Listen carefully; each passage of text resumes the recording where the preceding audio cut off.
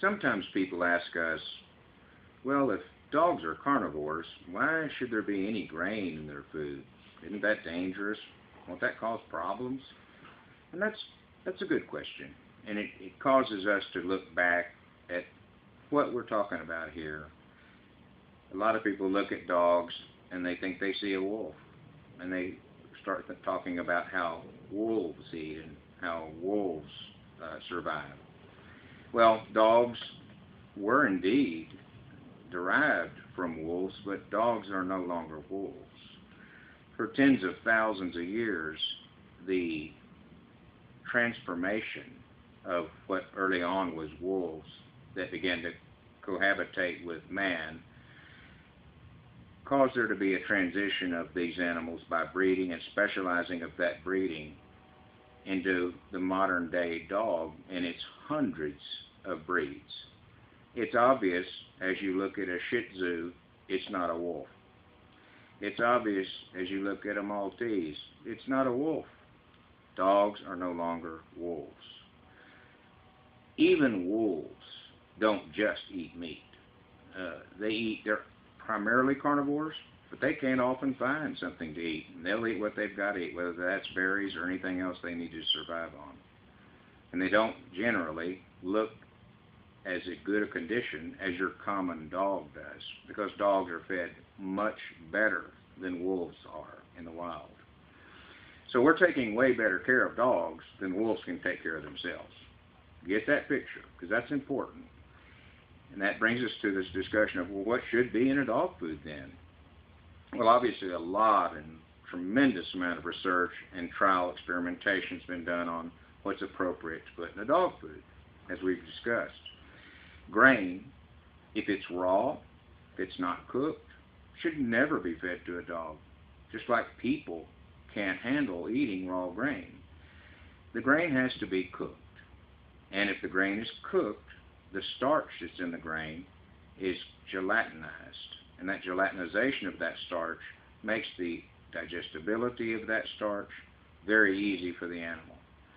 Now, grain is an important component or portion of a dog food formula or recipe, and it shouldn't be the greatest, 70% of what's in the dog food, and yet it's going to be somewhere in the neighborhood in most dog foods that are made right, probably around 30-40% of the dog food formula, some even a little over 50%.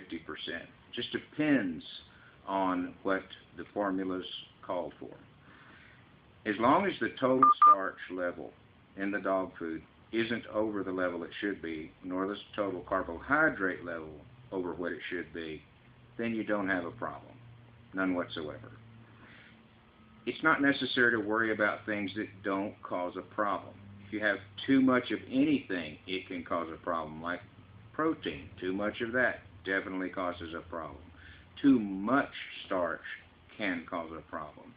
The appropriate level of starch not only does it not cause a problem, it provides a very excellent source of calories that the dogs do very, very well on and really enjoy eating. Tastes great. Particularly some types of carbohydrates. So some people really focus on grain. A little bit of something, a little aside that's funny to me, is some people will put out dog food saying, no grain, grain-free. And then you look at the dog food and it's got potatoes and other vegetables in it that simply aren't grain. Well, potatoes have more starch in them than corn does.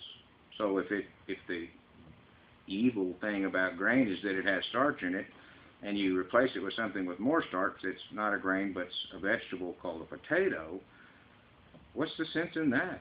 Well, there isn't any sense in it. Zero.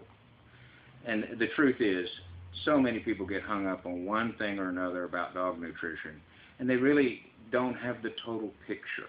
And the total picture is what a scientist that really studies this subject is interested in learning, knowing about, and bringing together in a pet food that's appropriate for your dog.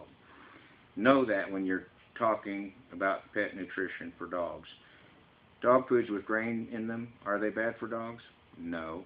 They're absolutely the best types of dog food for dogs because you don't have to overuse protein.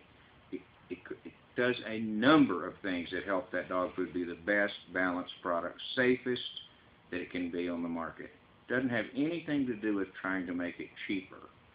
Nothing. That's not even a factor in the formulation of Comfy dog food. The price of what we're going to wind up with is simply the price we wind up with. The objective is to have the very best pet food on the market, period.